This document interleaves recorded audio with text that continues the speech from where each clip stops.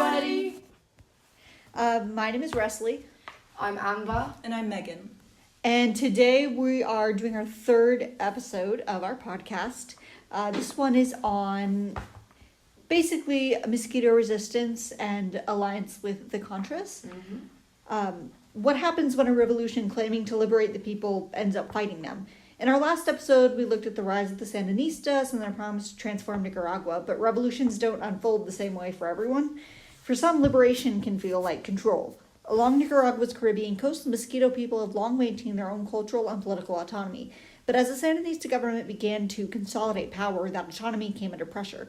Policies meant to unify the country instead disrupted indigenous communities, leading to mistrust, resistance, and eventually armed conflict. This wasn't a simple story of rebellion. It was a story of miscommunication, cultural misunderstanding, and political escalation. Peaceful negotiations broke down, indigenous organizations split, and what began as local resistance became entangled in a much larger Cold War struggle. In this episode, we're going to trace that transformation from revolution to rebellion and examine how the Mosquitos forced the Sandinista government to confront its own limitations. And Megan, I know you did a little bit of background research on the Mosquitos and what tensions existed and why they existed. Can you talk a little bit about that? All right, so I'm going to start talking about who the mosquitoes are. And there isn't a lot of room or anything that isn't factual on who they are. But I will start with the IACHR's definition for mosquitoes and what really constitutes one.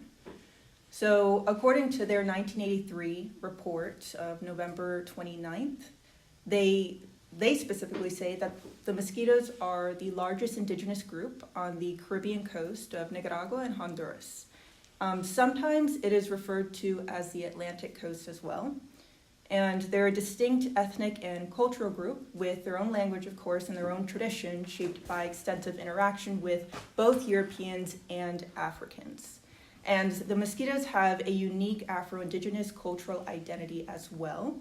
And in terms of the colonial period, we know that the Spanish failed to take over the Atlantic coast, but the Indians were also aware of the Spaniards' brutal treatment of Indians elsewhere, and that was mainly the west and the Pacific coast and the lowlands, where Managua, Leon, and Granada are. So that means that they were mainly, quote-unquote, colonized by the British, and that's about it for the Mosquito people.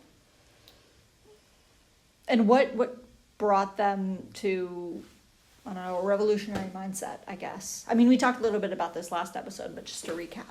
What brought the Mosquito people to a revolutionary mindset? I think I would say, just based on my research, so we have before and after the Sandinista Revolution of 1979. So before, most Nicaraguan central governments didn't pay much attention to the Atlantic region, and the Atlantic region was mostly used for North America, actually. They were, by and large, content to be left alone by the Nicaraguan government, and things like social services, healthcare, and education were left to missionaries, specifically the Moravian Church. After the Sandinista Revolution, the Sandinistas were, of course, determined to bring together the East Coast with the rest of the country for military security reasons and to Nicaraguanize all inhabitants. So, according to a declassified CIA assessment from 1983, a primary source mainly reflecting U.S. concerns, this was met from the start with opposition. So according to anthropologist Theodore MacDonald in Cultural Survival Quarterly, it's a secondary source focused on indigenous experiences and human rights. The Sandinista government pushed to incorporate and integrate the Atlantic coast into their new revolutionary state, thus ending the previous autonomy of the Atlantic coast. And now according to the same CIA assessment that I talked about before, now declassified assessment as of 2006, the Sandinista government also sought to control the Atlantic coast. They wanted stronger political and military control and power over that entire region. So they restricted movement, they controlled the media, and they integrated indigenous organizations into newer state structures. In fact, as of December 1981, in the report, the Nicaraguan government banned all media reporting from the Atlantic region and seized a popular radio station. On January 7th, 1982, travel in the region was fully restricted, and actually within a few days, according to that CIA report, a large-scale roundup of the mosquitoes and the destruction of their villages took place. So settlements were raised, attacks were carried out, and that led to approximately 10,000 mosquito refugees and other Nicaraguan Indian refugees fleeing to the Honduras, or they were either forcibly removed to the Honduras or other resettlement camps.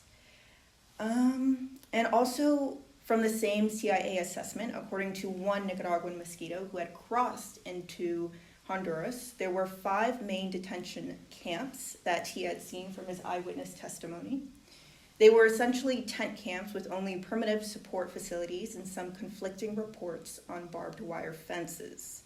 And as for the Nicaraguan government, they described their actions, including a total of 8.5K mosquitoes being removed from 24 villages along the Rio Coco in mid-February for placement in new settlements, with the status of 36.5K mosquitoes being unclear as of when the CIA assessment was declassified.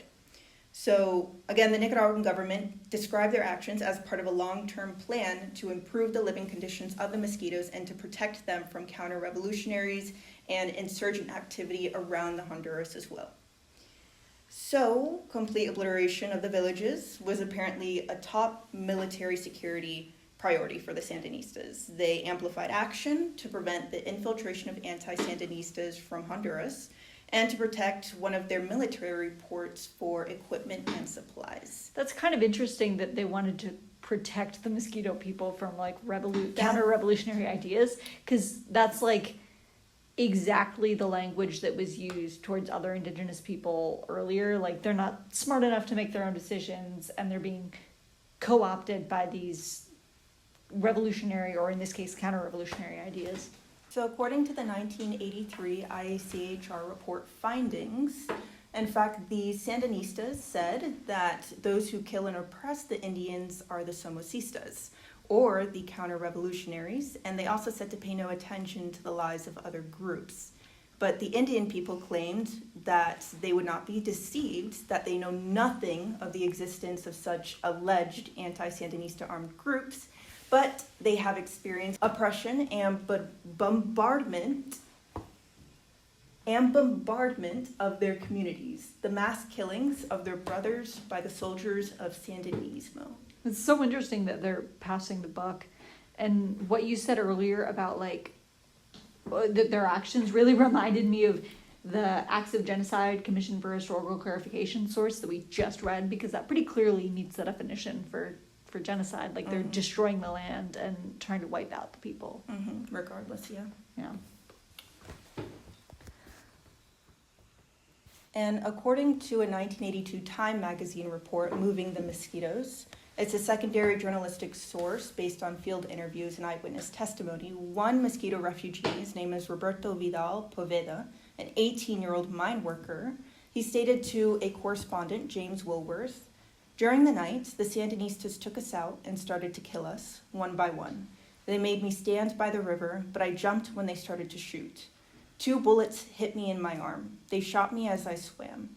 I finally reached the other side and lay on the beach until morning." Another mosquito refugee, his name is Orvino Gonzalez, 37 years of age, said, "It was dark, but I saw maybe 15 people taken out of a building and lined up in a launch on the water. The Sandinistas shot them with automatic rifles. The bodies fell into the water." And this is December. So it doesn't quite make sense that the Sandinistas are saying that none of this happened. And even so, if some of this happened from counter-revolutionaries like anti-Sandinistas, it doesn't even make sense, because the way that the Sandinistas forced all of the indigenous communities, specifically, or especially the mosquitoes, the way that they relocated them was disgusting. Yeah, and this is just, I mean, the accounts you mentioned are just horrifying. So the Sandinista government, they wanted to unify the country and bring the Atlantic coast, also known as the Caribbean coast, under stronger national control. And they also stated it was for military security reasons. But according to the IACHR report and a 1983 declassified CIA assessment, which I mentioned before, these policies were seen as locally forced integration, or seen locally as forced integration rather than inclusion, and not to mention the way they were quote-unquote integrated. So Sandinista policies, they included Spanish-only literacy campaigns, which we talked about in the last episode, land nationalization, and increased military control over the region. And at the same time, indigenous independence started to be viewed with suspicion. The IACHR report found that indigenous groups resisting these changes were often labeled counter-revolutionary.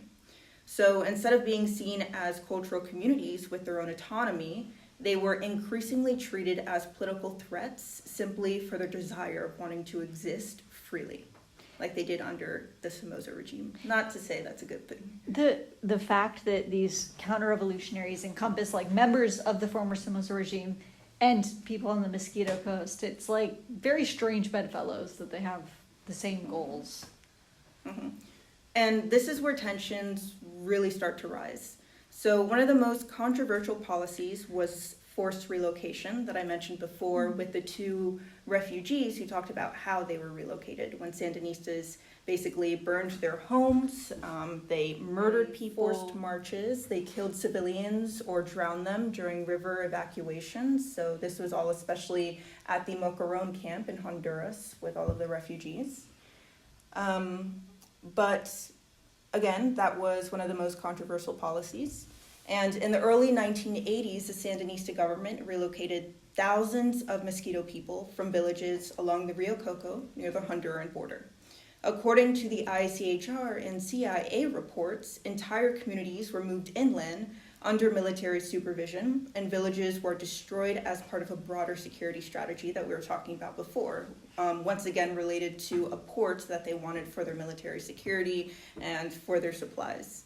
And I said this before as well, the government claimed this was for protection, but for the mosquitoes it was devastating. So some of the most powerful evidence comes from first-hand accounts that I mentioned in the Time magazine report by correspondent James Wilworth.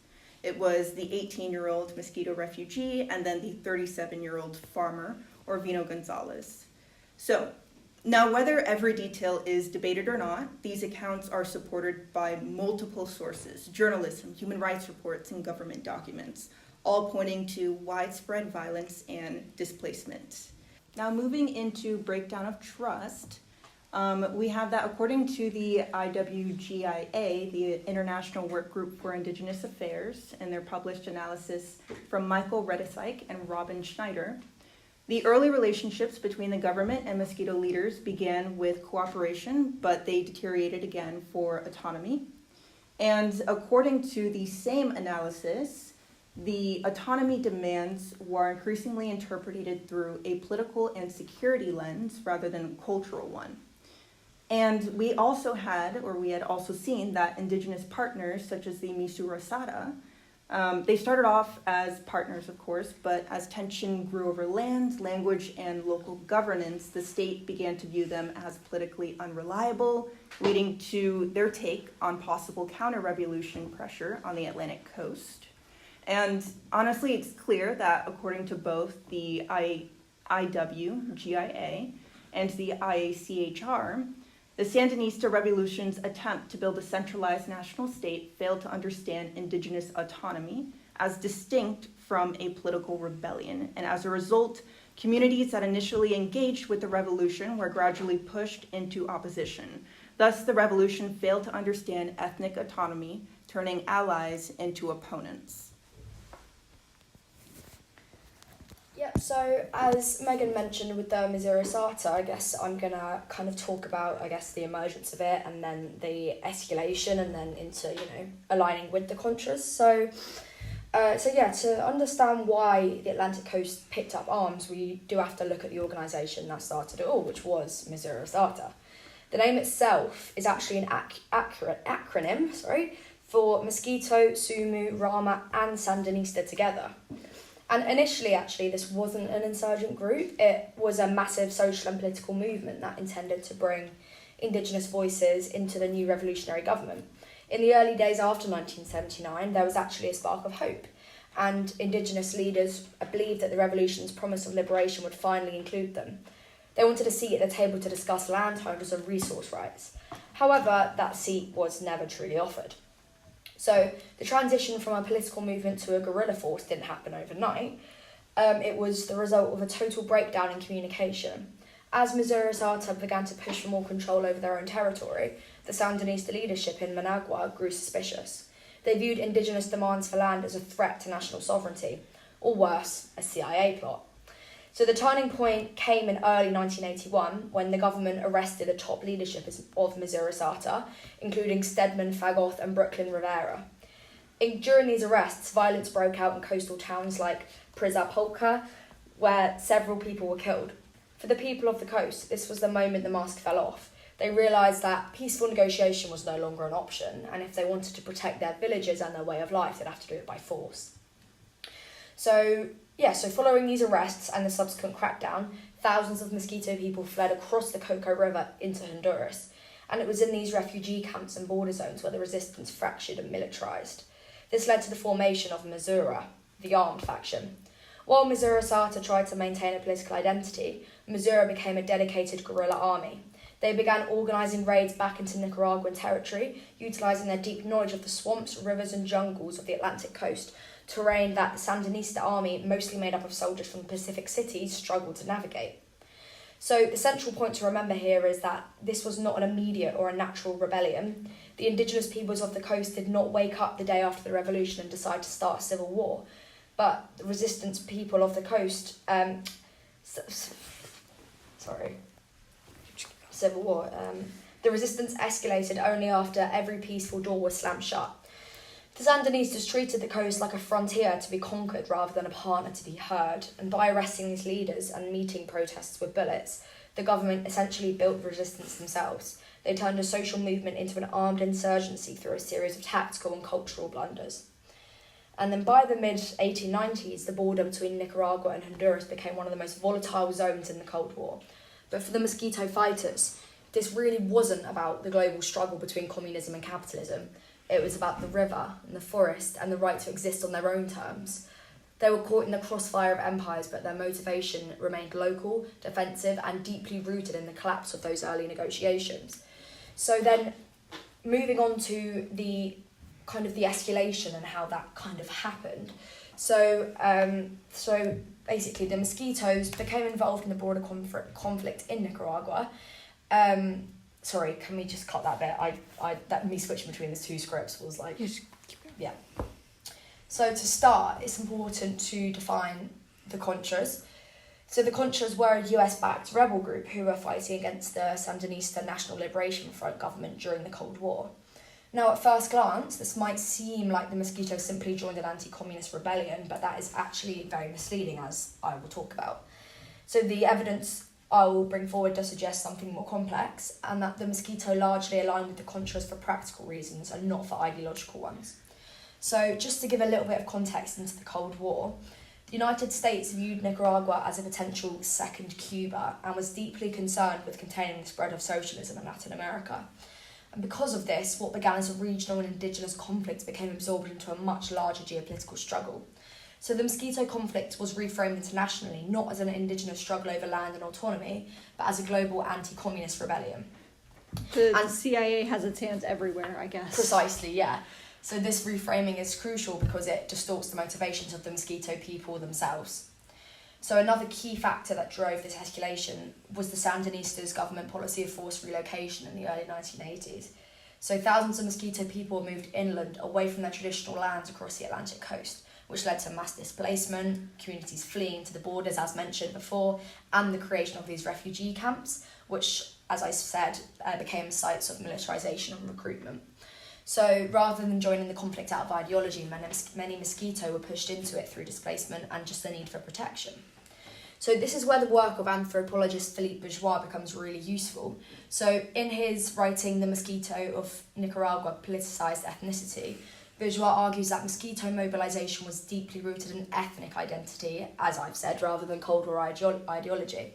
And he describes how the conflict is framed in moral and ethnic terms, as in, we, the Indians, the good, versus them, the Spaniards, the evil, which you can find on page 5. So the struggle wasn't primarily about capitalism versus communism, it was about indigenous identity and injustice and resistance.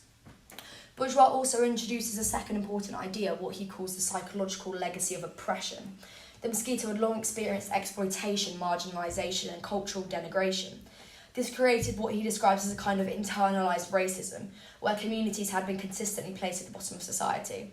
According to Bourgeois, this helps explain why some were willing to engage in what he calls a violent or even suicidal struggle, not because of political ideology, but because of the deep-rooted feelings of injustice and humiliation. So politically, the mobilisation was organised through groups like Misurasata. And whilst initially aiming for peaceful negotiation with the Sandinista government, advocating for indigenous rights, land control, cultural recognition, these tensions grew and trust broke down, which led to internal divisions and the emergence of the more militant faction, Missoura, which moved more towards armed resistance and aligned with the Contras. However, this alliance wasn't straightforward. John H. Moore, in the Mosquito National Question in Nicaragua, shows that many Mosquito were actually deeply conflicted about working with the Contras. For example, it says on page 143, some discovered that the Contras and the Honduran allies were just as racist, if not more so, than the Sandinistas. Others who travelled to western Nicaragua found that Sandinista reforms had actually been successful in redistributing land and improving living conditions. And in fact, Moore makes a really striking point. The stated goals of the Misurasata were nearly identical to the Sandinista program on page 144. So the disagreement wasn't about what should happen, it was about how it should happen and who controlled it. So taking all this together, we can see that the Mosquito alliance with the Contras was not driven by anti-communist ideology, but instead shaped by the displacement and survival needs, the search for military protection, local political divisions, and the long history of marginalisation. And the Mosquito fighters then played a practical role in the conflict, acting as guides and using their knowledge of rivers of terrain and fighting locally across the Atlantic coast. So finally, as Resley will go on to talk about, it's important to note that the Sandinista government eventually did respond to Mosquito demands in 1984 with the Atlantic Coast Autonomy Statute, also known as Law 28. Which we'll see ultimately shows that the core demands of the Mosquito were acknowledged. So when we look at alliance and escalation, what we actually see is not simply a Cold War proxy conflict, but a much more layered story of indigenous resistance, political misunderstanding, and survival under pressure. Yeah, I found a lot of really interesting sources when I was looking into the Autonomy Project, but one of my favorites was called Ethnic Conflict and Human Rights, A Comparative Perspective. It was by Hazel Blanco, and I believe he's actually Mosquito. So hearing his perspective on this at the time, it was really, really interesting stuff. Mm-hmm. And before he gets into a lot of what he talks about, he says, a history first of infringement followed by marginalization and social inequality is the cause of the Indian demand for the reestablishment of rights. These include rights to land, language, culture, ethnic identity, and decisions over our own destiny. Mm-hmm. Blanco mentions that the first taste of sovereignty for the Mosquito people happened in 1860 with the Treaty of Managua. Going back to look at context, like any good historian would, he essentially said that the Mosquito people had sovereignty over their land with this treaty. And a source from 1860, the New York Times, reported on this treaty and said, Great Britain, without prejudice to any question of boundary between the republics of Nicaragua and Honduras, recognizes the sovereignty of the former over the territory hitherto occupied or claimed by the Mosquitoes within the frontier of the republic, whatever that frontier may be. Mm-hmm. And so essentially this allowed the Mosquito people to have sovereignty over their land, but this ended when the British withdrew in 1894, according to Blanco. In 1905, the treaty was ratified and it was changed, but now it had worse conditions for the Mosquitoes. And the IACHR report also goes over this entire background, which is very interesting in that our research lined up perfectly on the sovereignty of Nicaragua and their declaration. and also the Mosquito Convention. Yeah, and around 1983, after prolonged fighting that we've been talking about, proposals came out from Indigenous communities, and the revolutionary government put some positive policy out, such as releasing 300 Indigenous prisoners who had been in jail or offering state assistance to mosquito orphans. Possibly most importantly, there was an announcement of the will for dialogue with the Indigenous combatants of Mississauga in February 1984, according to Blanco. This gave way to the Autonomy Project, and I realize we haven't really said what that was. It was sort of a set of laws that recognized that mosquito people had been overlooked and created social projects and committees and sort of people in government responsible for making sure their needs were met and Like seeing a series them, of almost documentation to support autonomy. yeah, and seeing them sort of as constituents. What they were after was the acknowledgement of the fact that there were many Nicaraguas, many languages, many people. That said, the goal was also Nicaraguan unity. So essentially bringing all these different people together and getting all their needs met. They're not just discussing mosquito people here either, which I found really interesting. Creole and mestizo people were also mentioned in these documents. After the ceasefire in 1985, more steps were taken. Some of my favorites mentioned were in August 1985, an assembly elected by the mosquito communities founded the Commission of Peace and Autonomy to work for dialogue, peace, and advance autonomy and family reunification. In May 1986, the Commission of Peace and Autonomy was expanded and the Commission on Land Tenure was created, and the National Assembly had already approved 2 articles concerning Indigenous rights in the Constitution, according to Blanco. It seems like this was recapturing the hope many mosquito people felt at the prospect of a Sandinista government before it sort of started ignoring them. A better day may be possible. This also meant, according to Blanco, that the U.S. would likely be less influential because mosquito people had the realistic option to return from Honduras, which Blanco mentions the U.S. had inveigled them towards, and many were returning from Honduras. But we have to look at whether or not this was a fully successful project. And to do that, we kind of have to look at secondary sources. One of my favorites was From Conflict to Autonomy in Nicaragua, Lessons Learned by Sandra Berninger. And she mentions that though there were a lot of positive gains made during this project, like universities were created which centered on these communities, there's still a lot of problems. These universities are currently facing funding cuts, more spending is still needed on people in the Atlantic community, and poverty in the Atlantic community is still worse than in the rest of Nicaragua. This community needs a specific look and specific provisions that have not happened yet. Indigenous people are also still massively underrepresented in the Nicaragua government.